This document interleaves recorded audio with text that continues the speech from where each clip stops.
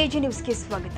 ಮತದಾರರು ಈ ಜಿಲ್ಲೆಯಲ್ಲಿ 4 ಕ್ಷೇತ್ರದಲ್ಲಿ ಕಾಂಗ್ರೆಸ್ ಶಾಸಕರನ್ನ ಆಯ್ಕೆ ಮಾಡಿ ಸರ್ಕಾರಕ್ಕೆ ಶಕ್ತಿ ಕೊಟ್ಟಿದ್ದು, ಮುಂದಿನ 3 ವರ್ಷದಲ್ಲಿ ಎಲ್ಲ ನಾಯಕರು ಸೇರಿ ಚನ್ನಪಟ್ಟಣ ಹಾಗೂ ಇಡೀ ಜಿಲ್ಲೆಯ ಚಿತ್ರಣ ಬದಲಿಸುತ್ತೀವಿ ಎಂದು ಉಪಮುಖ್ಯಮಂತ್ರಿ ಡಿಕೆ ಶಿವಕುಮಾರ್ ಹೇಳಿದ್ದಾರೆ.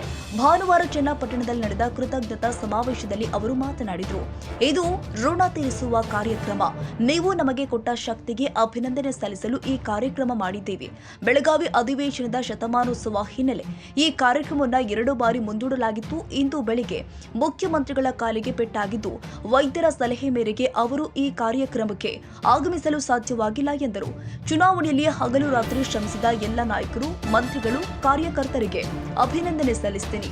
ನೀವು ಅಭಿವೃದ್ಧಿಗೆ ಮತ ಕೊಟ್ಟಿದ್ದೀರಿ. ನಾನು 1989ರಿಂದ ಈ ಜಿಲ್ಲೆಯ ಶಾಸಕನಾಗಿ ಕೆಲಸ ಮಾಡ್ತಾ ಇದ್ದೇನೆ. ಜಿಲ್ಲೆಯಲ್ಲಿ ಮೊದಲ ಬಾರಿಗೆ ಕಾಂಗ್ರೆಸ್ ಪಕ್ಷಕ್ಕೆ 4 ಸ್ಥಾನವನ್ನ ಗೆಲ್ಲಿಸಿದ್ದೀರಿ ಎಂದರು. ಕಾರ್ಯಕ್ರಮ ನಿಮಗೆ ಕೊಟ್ಟಂತ ಶಕ್ತಿಗೆ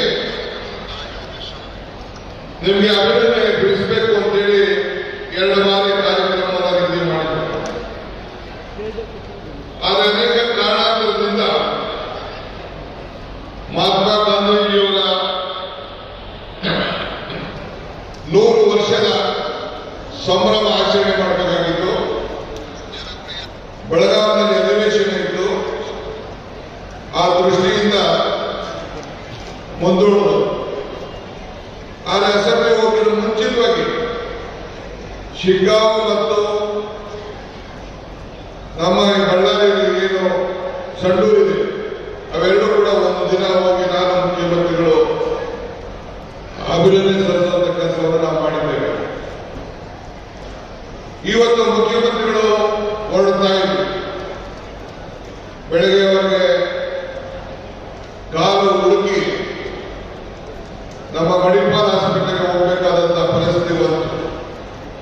ನನಗೆ ಫೋನಲ್ಲಿ ಕೂಡ ಮಾತಾಡೋದು, ನಾನು ಮಾತಾಡಿದೆ. ಮಣಿಪಾಲ್ ಆಸ್ಪತ್ರೆಗೆ ಹೋಗಿ ಅಲ್ಲಿ ಚೆಕ್ ಮಾಡಿಸಿ ಸಣ್ಣ ಫ್ರಾಕ್ಚರ್ ಆಗಿದೆ. 4 ದಿನ ಇಲ್ಲೂ ಓಡಾಡಬೇಡಿ ಅಂತೇಳಿ ಡಾಕ್ಟರು ಅವ್ರಿಗೆ ಆದೇಶ ಕೊಟ್ಟ ಮೇಲೆ ಸಲಹೆ ಮೇರೆಗೆ ಅವರು ಇವತ್ತೆಲ್ಲ ಕಾರ್ಯಕ್ರಮಗಳನ್ನು ರದ್ದು ಮಾಡಿದ್ದಾರೆ. ಅನಿವಾರ್ಯತೆಯಿಂದ ಇವತ್ತು ಆ ಕಾರ್ಯಕ್ರಮಕ್ಕೆ ನಿಮ್ಮನ್ನೆಲ್ಲ ಉದ್ದೇಶಿಸಿ ಮಾತಾಡಕ್ಕೆ ಅವರು ಬರಕ್ಕಾಗ್ತಿಲ್ಲ. ಆದರೆ ಇವತ್ತೆಲ್ಲ ನಮ್ಮ ನಾಯಕರುಗಳು ಏನು ಸ್ಟೇಜ್ ಮೇಲಿದ್ದಾರೆ. ಇನ್ನು ಬಹಳ ಜನ ನಾಯಕರುಗಳು, ಮಂತ್ರಿಗಳೆಲ್ಲ ಕೂಡ ಬಂದು ಹಗಲು ರಾತ್ರಿ ದುಡಿದು ನಿಮ್ಮ ಹೃದಯವನ್ನು ಗೆದ್ದು ಅವರು ಇವತ್ತು ಅವರು ಕೂಡ ನಮ್ಮ ಚುನಾವಣೆಯಲ್ಲಿ ವೇದಿಕೆ ಇರುವವರು ಮತ್ತು ಬೇರೆಯವರೆಲ್ಲ ಕೂಡ ಕಳಿಸಿ ಸಹಕಾರಗೊಂಡಿದ್ದಾರೆ. ಪಕ್ಷದ ಪರವಾಗಿ ನಾನೊಬ್ಬ ರಾಜ್ಯ ಅಧ್ಯಕ್ಷ ಆಗಿರ್ಬೋದು, ಒಬ್ಬ ಈ ಜಿಲ್ಲೆಯ ಒಬ್ಬ ಶಾಸಕನಾಗಿದ್ದರೂ ಕೂಡ ಅವರೆಲ್ಲರೂ ಕೂಡ ನಾನು ಕೃತಜ್ಞತೆಯನ್ನು ಸಲ್ಲಿಸಲಿಕ್ಕೆ ನಾನು ಬಯಸ್ತಾ ಇದ್ದೇನೆ. ನೀವು ಕೊಟ್ಟಿರುವಂತ ಮತ ಅಭಿವೃದ್ಧಿಗೋಸ್ಕರ ನೀವು ಕೊಟ್ಟಿದ್ದೀರಿ ಅನ್ನೋದು ನನಗೆ ನಂಬಿಕೆ ಇದೆ.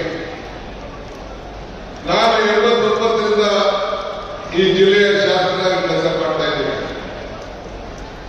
ಅವತ್ತು ಈ ಭಾಗದಲ್ಲಿ ಕನಕಪುರದಲ್ಲಿ ಸಿದ್ದಿಯಾರವರು ಗೆದ್ದಿದ್ರು. ನಾನು ಸಾಧಾರಿಕಾರವರು, ರೇವಣ್ಣವರು. ಆಗ ನಾವು ಕಾಂಗ್ರೆಸ್ನಿಂದ ಈ ಭಾಗದಲ್ಲಿ ಹಳೆ ಈ ರಾಮನಗರ ಜಿಲ್ಲೆ, ದಕ್ಷಿಣ ಜಿಲ್ಲೆ ಸೇರಿ ಹೊಸ ಕರೀತಾ ಇದ್ರು. ಅದರಲ್ಲಿ ಇದ್ದಿದ್ದು ಈಗ 4ಕ್ಕೆ 4 ಮೊದಲನೇ ಬಾರಿಗೆ ಕಾಂಗ್ರೆಸ್ ಪಕ್ಷದ ಶಾಸಕರಾಗಿ ಒಂದು ಸರ್ಕಾರ ಇದ್ದಾಗ ಅತಿ ಹೆಚ್ಚು ಶಕ್ತಿ ಬಂದಂತಹ ಒಂದು ವ್ಯವಸ್ಥೆಯಲ್ಲಿ ನಾವೆಲ್ಲ ಕೆಲಸ ಮಾಡ್ತಾ ಇದ್ದೀವಿ. ನಾನು ಯಾರು ಟೀಕೆ ಮಾಡುವಂತ ಅವಶ್ಯಕತೆ ಇಲ್ಲ. ಯಾರು ನನ್ನನ್ನ ಸುರೇಶನ ಅಪೂರ್ವ ಸಹೋದರು ಅಂತ ಕರೆದು ಅವ್ರ ಬಗ್ಗೆ ನಾನು ನೆನಪು ಮಾಡಿಕೊಂಡು ಯಾರು ಟೀಕೆ ಮಾಡುವಂತ ಅವಶ್ಯಕತೆ ಇಲ್ಲ. ಕುಮಾರಸ್ವಾಮಿ ಅವರು ಎಷ್ಟು ತುಚ್ಛವಾಗಿ ಮಾತಾಡಿದ್ರು ಕೂಡ ಅವ್ರ ಬಗ್ಗೆ ಕೂಡ ನಾನು ಚಿಂತೆ ಮಾಡುವಂತ ಅವಶ್ಯಕತೆ ಇಲ್ಲ. ನಿಮ್ಮ ತೀರ್ಪು ಎಲ್ಲರೂ ಕೂಡ ನಿಮ್ಮ ತೀರ್ಪೇ ಉತ್ತರ. ಮಾನ್ಯ ಶ್ರೀ ದೇವೇಗೌಡರು ನಿಮ್ಮ ಉತ್ತರ, ಯಡಿಯೂರಪ್ಪನವ್ರಿಗೂ ನಿಮ್ಮ ಉತ್ತರ.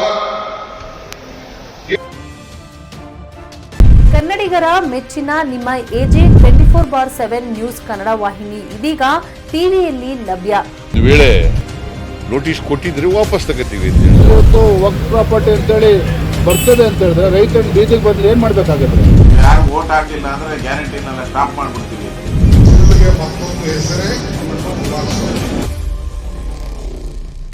ಕರ್ನಾಟಕ ಮತ್ತು ದೇಶ ವಿದೇಶ 360 ಡಿಗ್ರಿ ಸುದ್ದಿ ಹಾಗೂ ಉತ್ತರ ಕರ್ನಾಟಕ ಬೆಳಗಾವಿ, ಬಾಗಲಕೋಟೆ, ಧಾರವಾಡ, ಹಾವೇರಿ, ಗದಗ, ಬಿಜಾಪುರ ಜಿಲ್ಲೆಯ ಕ್ಷಣ ಕ್ಷಣದ ವಿವರವನ್ನ ಪಡೆಯುವುದಕ್ಕೆ AJ 24/7 ನ್ಯೂಸ್ ಕನ್ನಡ ವಾಹಿನಿಯನ್ನ ಲೈಕ್ ಮಾಡಿ, ವಿಡಿಯೋಗಳನ್ನ ಶೇರ್ ಮಾಡಿ, ಕಮೆಂಟ್ ಮಾಡುವ ಮೂಲಕ ನಮ್ಮ ವಾಹಿನಿಗೆ ಸಹಕಾರ ನೀಡಿ ಮತ್ತು ಚಾನೆಲ್ ಅನ್ನ ಸಬ್ಸ್ಕ್ರೈಬ್ ಮಾಡಿ.